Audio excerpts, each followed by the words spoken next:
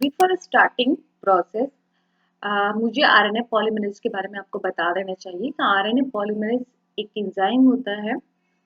जो कि दोनों ही ट्रांसक्रिप्शन मतलब यूकेरियोटिक सेल हो या प्रोकैरियोटिक सेल में दोनों में ही इम्पोर्टेंट रोल प्ले करता है and that is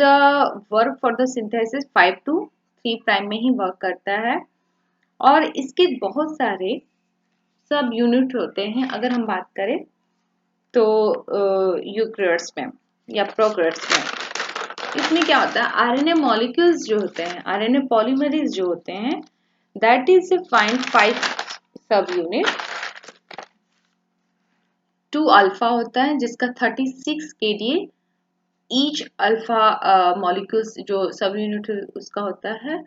wait, molecular weight. Beta का अगर बात करें तो 150 kDa होता है, बीटा प्राइम 155 kDa होता है और ओमेगा एक बहुत ही स्मॉल यूनिट होता है। And that sigma factor that bind to the जो आरएनए पॉलीमरेज होता है वो कंप्लीट कोर एंजाइम की तरफ रिएक्ट करता है और जो जब सिग्मा फैक्टर्स होता है जो बाइंड करता है core enzyme say that form the holo enzyme and after transcription start the factors can unbind to the core enzyme proceed its work. The core RNA polymerase complex form करता है जिसे को crab claw या clamp jaw structure like होता है, इसलिए इसको हम crab claw and clamp jaw कहते हैं। जो इंटरनल चैनल्स को रनिंग करता रहता है, मतलब उसको एक्टिव रखता है। जो स्ट्रक्चर हम सब यूनिट बता रहे हैं ये आर्कियल हो या फिर प्रोकैरियोटिक हो, सब में सिमिलर होता है। ऑलमोस्ट सारा फंक्शन भी सिमिलर होता है, बस यही कि कुछ यूनिट्स जो होते हैं यूकेरियोट्स में आरएनए पॉलीमरेज का कुछ एक्स्ट्रा यूनिट्स होता है, जैसे कि सब मेटल कोफैक्टर जिंक हो गया, मैग्नीशियम आयंस कैटायंस हो गया, ये ट्रांसक्रिप्शन में हेल्प करते हैं। कुछ एक्स्ट्रा यूनिट होते हैं, ये जो 5 यूनिट होते हैं basically beta, sigma, beta, beta prime, omega, alpha, ये सारे सिग्मा सारे यूनिट्स दोनों में ही सेम होते हैं, बस थोड़े से और भी यूनिट्स होते हैं in case of eukaryote cell में जो कि ट्रांसक्रिप्शन में हेल्प करता है। अगर हम बीटा प्राइम की बात करें तो बीटा प्राइम जो थे सबसे लार्जेस्ट सब यूनिट है, जैसे कि मैंने आपको बताया कि इसकी जो मॉलिक्यूलर वेट होता है वो 155 kDa होता है और ये जो जीन है वो RPOC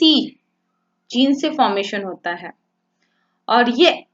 एक्टिव सेंटर को कंटेन करता है, इसलिए इसकी बहुत ही इंपॉर्टेंट रोल है। और अगर हम बात करें साइनोबैक्टीरिया और बैक्टीरिया में तो इसकी 2 यूनिट मतलब ये 2 यूनिट में होता है, इन दोनों ही पार्ट में। या तो हम बैक्टीरिया की बात करें या क्लोरोप्लास्ट में इट इज स्प्लिट इनटू 2 सब यूनिट, मतलब इसकी 2 यूनिट होती है इन दोनों केसेस में। अगर हम बीटा की बात करें तो ये सेकेंड वन लार्जेस्ट होता है, 150 kDa इसकी मॉलिक्यूलर वेट होती है और ये इनकोडेड होता है RPOB जीन से। अगर हम अल्फा की बात करें तो ये सबसे लास्ट मतलब लार्जेस्ट थर्ड लार्जेस्ट यूनिट होता है that present into 2 copies molecule, एक अल्फा प्राइम एंड सेकेंड है अल्फा 1 एंड अल्फा 2। और हर मतलब दोनों ही अल्फा 1 अल्फा 2 के पास 2 डोमेन होते हैं, अल्फा एंटी बी मतलब एंड टर्मिनल डोमेन और सेकेंड वन अल्फा CTD मतलब सी टर्मिनल डोमेन। एंड अब हम अगर बात करें तो इसकी क्या फंक्शन है, क्यों ये सब यूनिट है, तो आप ये समझिए कि अल्फा एंड TD जो फॉर ये असेंबली के लिए पार्टिसिपेट होता है, जिसमें आरएनए पॉलीमरेज मतलब रिकॉग्नाइज जो भी प्रोमोटर रीजन वहां जहां से स्टार्ट होने वाला ट्रांसक्रिप्शन वहां बाइंड कर सके, ये इसका काम होता है। और अल्फा CTD जो होता है वो प्रमोट करता है, मतलब प्रमोट अब रिकॉग्नाइज कर दिया स्टार्टिंग रीजन पर बाइंड कर गया तो उसको प्रमोशन के लिए भी जो है कि वो प्रमोट करे लॉन्ग चेन बनाए, तो ये काम हमेशा अल्फा CTD करता है। और सबसे स्मॉलेस्ट यूनिट होता है ओमेगा, जो कि ये फैसिलिटी देता है कि असेंबल रहे और स्टेबिलिटी आरएनए पॉलीमरेज की स्टेबिलिटी को मेंटेन करके रखे, ये इसका फंक्शन होता है। जो कि ये सारी चीजें हमारा आरएनए पॉलीमरेज की बात है। अगर हम इनकेस यूकेरियोटिक लें, ये मल्टी टाइप्स के होते हैं और हर एक आरएनए पॉलीमरेज जो डिफरेंट टाइप्स के, मतलब 5 यूकेरियोट्स में डिफरेंट 5 टाइप के आरएनए पॉलीमरेज होती है, जो कि हर एक का रिस्पॉन्सिबिलिटी है सिंथेसिस करना, लेकिन हर का अलग अलग, मतलब अलग अलग टाइप के आरएनए बनाता है। जैसे अगर हम बात करें आरएनए पॉलीमरेज फर्स्ट की, तो ये सिंथेसिस करता है pre RNA which mature into 28S, 18S, 5.8 rRNA। और अगर हम सेकेंड आरएनए पॉलीमरेज की बात करें तो ये प्रिकर्सर सिंथेसिस करता है mRNA का, sNRNA का और माइक्रो आरएनए का। थर्ड की बात करें, अगर थर्ड आरएनए पॉलीमरेज की बात करें, तो that are involve for the synthesis of tRNA, rRNA, 5S RNA और कुछ न्यूक्लियोलस एंड साइटोप्लाज्म में आरएनए होते हैं उनका। अगर हम फोर्थ की बात करें तो siRNA सिंथेसिस करता है, और फिफ्थ की बात करें तो it is also involve in the synthesis of siRNA direction heterochromatic formation in the plant. तो आप यहाँ देख रहे हैं कि यूकेरियोटिक और प्रोकैरियोटिक आरएनए पॉलीमरेज में बेसिकली क्या डिफरेंस है, और डिफरेंट टाइप्स के, जो मैं पहले भी बताया था कि प्रोकैरियोटिक्स में सिर्फ आरएनए पॉलीमरेज होता है जो कि हर एक टाइप आरएनए का सिंथेसिस करता है, बट इसमें यूकेरियोटिक्स में डिफरेंट आरएनए पॉलीमरेज होते हैं और डिफरेंट टाइप्स के फॉर्मेशन करते हैं डिफरेंट आरएनए की। अगर हम बात करें स्टेप्स की, चलिए हम आते हैं स्टेप में। तो अगर हम इनिशिएशन करते हैं तो इनिशिएशन जो फर्स्ट स्टेप है ट्रांसक्रिप्शन का, अगर आप देखें तो होलो एंजाइम बनता है कैसे, आरएनए पॉलीमरेज जब सिग्मा से बाइंड करता है तो that form the holo enzyme that is involve for the recognition and starting the process of transcription. यहाँ देखिए नाउ का हियर, अब एक बार जब ये स्टेप हो जाता है start, that second step is elongation. हमारा यहाँ से न्यूक्लियोटाइड्स ऐड होते जाएंगे, ये बहुत ही बेसिक स्ट्रक्चर है। इलोंगेशन हुआ और एक बार जब हमारा एक प्रोसेस हो गया कंप्लीट आरएनए फॉर्मेशन का, तो सिग्मा और जो भी एंजाइम होते हैं वो डी एसोसिएट हो जाते हैं एक दूसरे से और टर्मिनेशन प्रोसेस कंप्लीट होती है।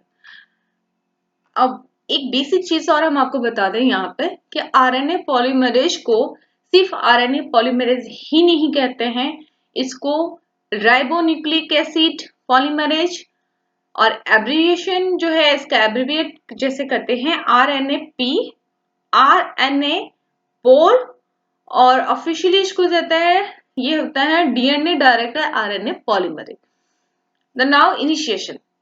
स्टेप, जैसे कि मैंने बताया RNA polymerase bind to the specific region of DNA जो कि अनबाइंडिंग होगा, और इनिशिएशन स्टेप जो होगा प्रोमोटर साइट से होगा। आरएनए पॉलीमरेज जो होते हैं सब यूनिट्स जो मैं आपको ऑलरेडी डिस्क्राइब कर चुकी हूँ, and after the polymerase is bound to the promoter DNA and the two DNA strand unbind, and the enzyme start transcribe the template strand, and the position of the first synthesized base of the RNA is called start site or promoter site, दोनों कह सकते हैं, no issue। अब हम आते हैं elongation, that is second step of this transcription।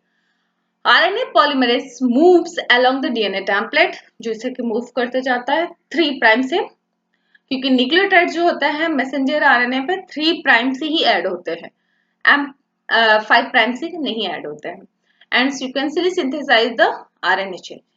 Then DNA is unwind ahead of moving polymerase, मतलब जैसे जैसे हमारा आरएनए पॉलीमरेज मूव करता जाएगा वो एक बार में अनवाइंडिंग नहीं होती इसमें, मतलब आपको एक साइट मिल गया उस साइट से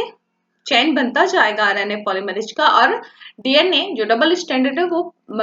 अनवाइंडिंग होती जाएगी, and the helix is reform, और जो दोबारा अगर बंद गया आपका एक चेन तो वो दोबारा से हेलिक्स फॉर्मेशन भी होता रहेगा। It unwinds 10 to 20 base pair at the time. अगर हम देखें तो 10 से 20 ही बेस पेयर, मतलब डीएनए स्ट्रैंड का 10 से 20 ही बेस पेयर एक टाइम में अनवाइंड होगा, और वहां 10 से 20 ही न्यूक्लियोटाइड्स के पोजीशन पे आप